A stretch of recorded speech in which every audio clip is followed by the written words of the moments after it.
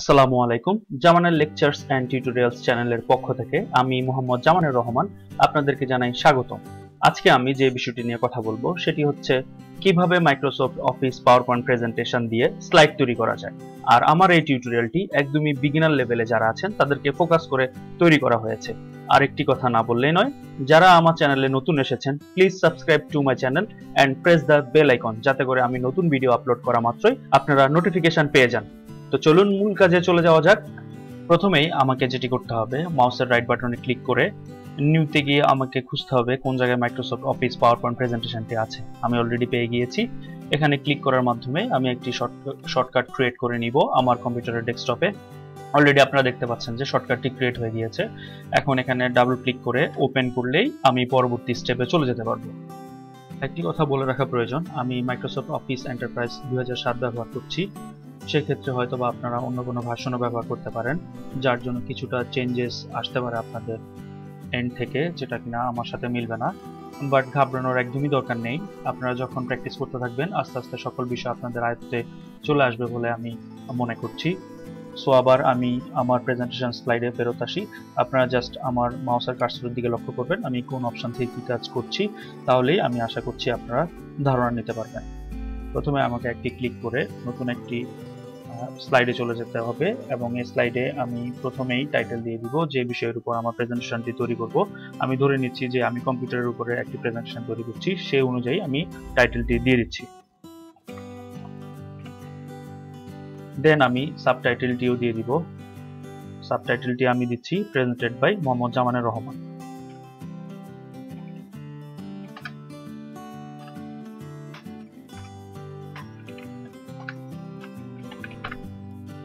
আমি আমার মতো করে প্রেজেন্টেশন স্লাইড তৈরি করছি। আপনারা যখন একবার শিখে যাবেন তখন চাইলে আপনারা আপনাদের মতো করে তৈরি করতে পারবেন। এখন আমি যেটি করব, আমি চাই যে আমার লেখাগুলোকে একটু গাঢ় করে দিব এবং ফন্টও একটু চেঞ্জ করে দিব।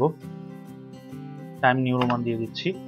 আপনারা যদি চান যে আপনাদের লেখাটির কালার চেঞ্জ করবেন, সেক্ষেত্রে পুরো লেখাটি মার্ক করে ফেলবেন মাউস দিয়ে। দেন রাইট বাটন ক্লিক করলে আরও কিছু অপশানস দেখতে পাবেন। এখন যে অপশানটির উপরে আছি এই অপশানটির উপরে প্রেস করে আপনারা বিভিন্ন কালার আছে, চাইলে যে কোনো একটি কালার দিয়ে আপনাদের লেখাটি চেঞ্জ করে নিতে পারেন। আমি লাইট ব্লু দিয়ে দিচ্ছি। অলরেডি আপনারা দেখতে পাচ্ছেন যে লেখার কালারটি চেঞ্জ হয়ে গিয়েছে। আমি যদি চাই যে লেখাটির ব্যাকগ্রাউন্ডও চেঞ্জ করব, সেক্ষেত্রে আবার আমি রাইট বাটন ক্লিক করব। দেন এখন যে অপশানটির উপরে আছি এই অপশানটির মাধ্যমে কিন্তু আমি ব্যাকগ্রাউন্ড কালার চেঞ্জ করতে পারবো। সো আমি আমার পছন্দ অনুযায়ী একটা কালার দিতে পারবো। আমি যদি চাই যে রেড দিতে, সো রেডে সিলেক্ট করে দিলে আপনারা দেখতে পাচ্ছেন যে অলরেডি ব্যাকগ্রাউন্ডও চেঞ্জ হয়ে গিয়েছে। সো এরকম আরো অনেকগুলো অপশনস আছে, আপনারা নিজেদের মতো করে অ্যাপ্লাই করতে পারবেন। আপনারা যেটি করবেন, উপরে অনেকগুলো সেকশন রয়েছে, home, insert, design, animation, slide show, review, view. প্রত্যেকটা সেকশনে কি কি অপশনস রয়েছে সেগুলো একটু এক্সপ্লোর করবেন, তাহলে আপনারা বুঝে যাবেন যে কোন অপশন দিয়ে কি কাজ করতে হয়। এছাড়াও দেখবেন যে প্রত্যেকটা স্লাইডের নিচে এখন আমার মাউসের কার্সর যে জায়গাটি আছে, click to add notes. That means আপনার যদি স্লাইড রিলেটেড কোনো নোটস থাকে, আপনি চাইলে এই অপশনটিতে লিখতে পারেন। এটিকে যদি আপনি একটু টেনে উপরের দিকে নিয়ে আসেন তাহলে কিন্তু একটু বড় হয়ে যাবে, আপনি ভালোভাবে দেখতে পাবেন। সাবটাইটেলটিও আমি পুরোটিকে মার্ক করে গাঢ় করে দিব। এটিরও ফন্ট টাইম নিউ রোমান দিয়ে দিচ্ছি। তারপরে আমি আরেকটি নিউ স্লাইড নিব আমার প্রেজেন্টেশন কন্টিনিউ করার জন্য। সেক্ষেত্রে হোম সেকশন থেকে নিউ স্লাইড অপশনটিতে আমি যাব। ওই অপশনের নিচের দিকে আসলেই আমি কিন্তু লেআউট সিলেক্ট করারও অনেকগুলো অপশন পাবো। আপাতত আমি এখন যে লেআউটটিতে আছি এটি সিলেক্ট করছি। এখন আমি যেটি করব, এই স্লাইডেরও টাইটেল দিয়ে দিব। দ্যাট মিনস পুরো প্রেজেন্টেশনে কোন কোন বিষয়বস্তুর উপর আলোচনা করব সেই অনুযায়ী আমি এই স্লাইডটি তৈরি করছি। এটি মূলত সূচিপত্রের মতো, যেমন যে কোনো বইয়ের সূচিপত্র থেকে থাকে। পুরো বইয়ে কোন কোন অধ্যায়ে কোন কোন বিষয়ের উপরে আলোচনা করা হয় সূচিপত্রে যেমন দেওয়া থাকে, এই স্লাইডটিতেও আমার সেই রকম সূচিপত্র দেওয়া থাকবে যে আমি পুরো প্রেজেন্টেশনে কি কি বিষয়ের উপরে আলোচনা করব। সো ইংলিশে সেটিকে কন্টেন্ট বলা হয়, আমি সেটি দিয়ে দিচ্ছি। এখন এই লেখাটিকেও আমি একটু বোল্ড করে দিব এবং টেক্সট অংশে আমি এখন বিষয়বস্তুগুলো একটির পর একটি লিখে দিব। আমার অলরেডি লেখা হয়ে গিয়েছে। আপনারা দেখতে পাচ্ছেন যে আমি 5টি বিষয়ের উপর আলোচনা করব। প্রথমটি হচ্ছে what is computer, then computer hardware, then computer software, operating system এবং প্রোগ্রামিং ল্যাঙ্গুয়েজ। এখন আমি চলে যাব থার্ড স্লাইডে, সেটি আমি চাইলে বামে আমার কার্সরটি যে জায়গায় দেখতে পাচ্ছেন এই জায়গায় এসে রাইট বাটনে ক্লিক করে নিউ স্লাইডে ক্লিক করলেও চলে আসবে। কিন্তু আমি যে লেআউটটি নিয়েছি, আমি চাই যে এই লেআউটটি বাদ দিয়ে অন্য একটি লেআউট নেওয়ার জন্য। সেক্ষেত্রে আমি যে কোনো একটি জায়গায় মাউসের কার্সর থেকে রাইট বাটনে ক্লিক করে লেআউটে গিয়ে দেন আমি লেআউটটিও চেঞ্জ করে নিতে পারবো। আমি এখন যে লেআউটের উপরে আছি চাই যে এই লেআউটটি নিয়ে আমি কাজ করব। সো প্রেস করে দেওয়া মাত্রই আমার লেআউটে চেঞ্জ হয়ে গিয়েছে। যেহেতু আমার প্রথম টপিক হচ্ছে হোয়াট ইজ কম্পিউটার, সো আমি টাইটেলে দিয়ে দিব হোয়াট ইজ কম্পিউটার লেখাটি।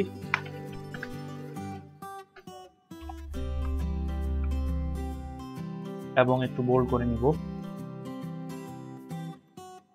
ফন্টও চেঞ্জ করে নিব টাইম নিউ রোমানে।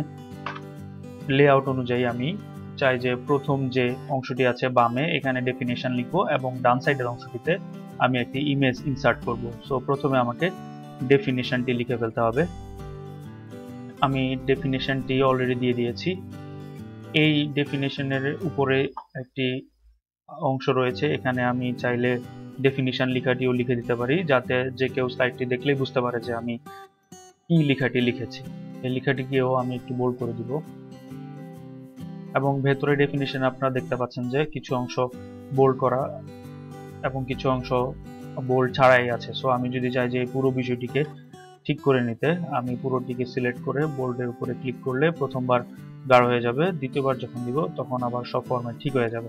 এছাড়াও আমি যদি চাই যে লেখার যে অ্যালাইনমেন্টটি আছে এটি ঠিক করে নিতে, সেটিও আমি পারবো। সেজন্য আমাকে প্রথমে সম্পূর্ণ লেখাটি সিলেক্ট করে নিতে হবে। দেন এখন আমি যে জায়গাটিতে আছি হোম সেকশনের প্যারাগ্রাফ পার্টটিতে, এখানে অ্যালাইনমেন্টের অনেকগুলো ধাপ আছে। আমি যদি চাই যে সুন্দরভাবে লেখাটি যাতে শো করে বামে ডানে, সেটিও আমি করে নিতে পারবো। সেজন্য আমি জাস্টিফাই যে অপশনটি আছে এটি ব্যবহার করছি। এখন আপনারা দেখতে পাচ্ছেন যে দুই পাশে সমানভাবে লেখাগুলো অ্যালাইন হয়ে গিয়েছে। এবং ডান সাইডে আমি এখন যেটি করব, ইমেজ ইনসার্ট করব। ইমেজ কিভাবে ইনসার্ট করতে হবে, আপনারা চাইলে উপরে ইনসার্ট সেকশনে গিয়েও কিন্তু পিকচারের উপরে ক্লিক করে ইনসার্ট করতে পারেন। এছাড়াও আপনারা যদি চান যে আমি এখন মাউসের কার্সরটি যে জায়গায় এনে রেখেছি বা আপনাদেরকে দেখাচ্ছি, এই জায়গা থেকেও আপনারা পিকচার ইনসার্ট করতে পারেন।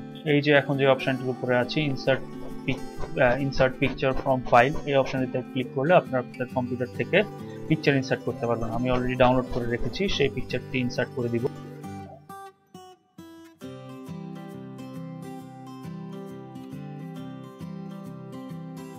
আমার এই স্লাইডটিরও কাজ শেষ হয়ে গিয়েছে। এখন আমি পরবর্তী স্লাইডে চলে যাব। পরবর্তী স্লাইডেও এসে আমাকে প্রথমে টাইটেল দিতে হবে। দ্যাট মিনস হোয়াট ইজ কম্পিউটারের পরের টপিকটি আমাকে টাইটেল হিসেবে ব্যবহার করতে হবে। আর পরেরটি ছিল কম্পিউটার হার্ডওয়্যার। এই লেখাটিকেও আমি একটু বোল্ড করে নিব। দেন আমি চাই যে এই লেআউটটি আমি এখানে আর রাখবো না, চেঞ্জ করার জন্য।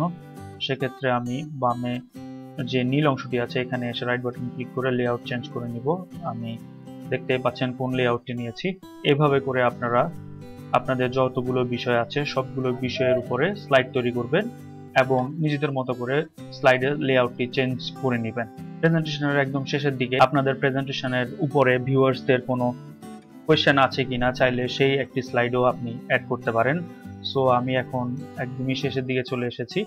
আমি দেখতেই পাচ্ছেন কোন অপশনটি ব্যবহার করছি, ইনসার্ট পিকচার ফ্রম ফাইল। এই অপশনটিতে প্রেস করে আমি কোয়েশ্চেনের একটি পিকচার অ্যাড করে নিব। অলরেডি অ্যাড করে নিয়েছি। আপনারা যদি চান যে উপরে ক্লিক টু অ্যাড টাইটেল, এই লেআউটটি চেঞ্জ করার জন্য, কেননা এনি কোয়েশ্চেন যেহেতু লেখা আছে সেক্ষেত্রে এই স্লাইডটির কোনো টাইটেল না দিলেও চলবে। সেক্ষেত্রে লেআউটটি চাইলে একটু চেঞ্জ করে নিতে পারেন, ব্ল্যাঙ্ক যেটি আছে সেটি ব্যবহার করতে পারেন। তাহলে দেখবেন যে শুধু পিকচার অ্যাড করার যে বিষয়টি সেটি শো করছে, অন্য কোনো কিছু শো করছে না, যাতে করে আপনাদের স্লাইডটি দেখতে ভালো দেখে। সো আমি এখন এই পিকচারটি একটু রিসাইজ করে মাঝখানে নিয়ে আসব।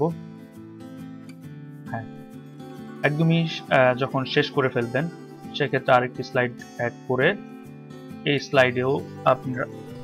স্লাইডেও আপনারা চাইলে থ্যাংক ইউ পিকচারটি অ্যাড করে আপনাদের ভিউয়ার্সদের উদ্দেশ্যে কৃতজ্ঞতা প্রকাশ করতে পারেন মনোযোগ সহকারে আপনার প্রেজেন্টেশনটি শোনার জন্য।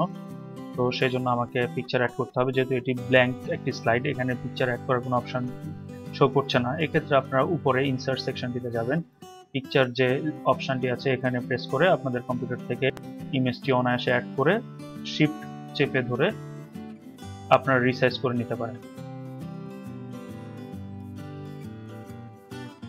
দেন একটু মাঝখানে এনে দিলেই দেখা যাচ্ছে যে দেখতে সুন্দর দেখাচ্ছে।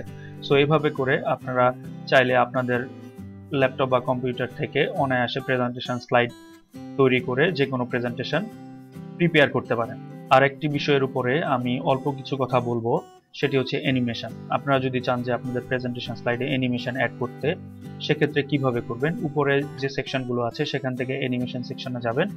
এখন আমি যদি প্র্যাকটিক্যালি আপনাদেরকে দেখাই, সেক্ষেত্রে প্রথমে যেটি আপনারা করবেন, কাস্টম অ্যানিমেশন এই অপশনটিতে প্রেস করে দেন অ্যানিমেশনের জন্য আপনারা প্রিপেয়ার হয়ে যাবেন। কাস্টম অ্যানিমেশন এই অপশনটিতে প্রেস করার পর ডান সাইডে দেখবেন যে আরেকটি ছোট পপআপ উইন্ডো ক্রিয়েট হয়ে গিয়েছে।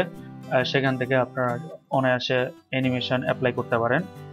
সো আমি যদি চাই যে আমার থার্ড স্লাইডটিতে আমি অ্যানিমেশন অ্যাড করব, সেক্ষেত্রে যেটি করতে হবে, থার্ড স্লাইডে এসে যেই বিষয়টির উপরে অ্যানিমেশন অ্যাড করব সেখানে প্রেস করতে হবে। সাপোজ এখানে আমি দেখাচ্ছি যে ইমেজটিকে একটু অ্যানিমেট করার জন্য আমি অলরেডি ক্লিক করে ফেলেছি। ডান সাইডে ইফেক্ট, অ্যাড ইফেক্টে ক্লিক করলে আমাকে অনেকগুলো অপশনস দেখাবে। এখান থেকে চাইলে আমি যে কোনো একটি অপশনস ব্যবহার করতে পারি। আমি এখন ডায়মন্ড এই অ্যানিমেশনটি ব্যবহার করছি। অলরেডি দেখতে পাচ্ছেন কিভাবে অ্যাপ্লাই হয়েছে।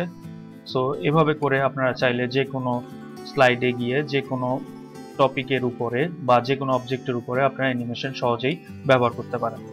আমি যে অ্যানিমেশনটি ব্যবহার করেছি, আমি যদি চাই যে এটি দেখতে কেমন হয়েছে সেটি আপনাদেরকে দেখার জন্য, তাহলে আমাকে প্রেজেন্টেশনটি স্লাইড শো করতে হবে। সো স্লাইড শো আপনারা কিভাবে করবেন?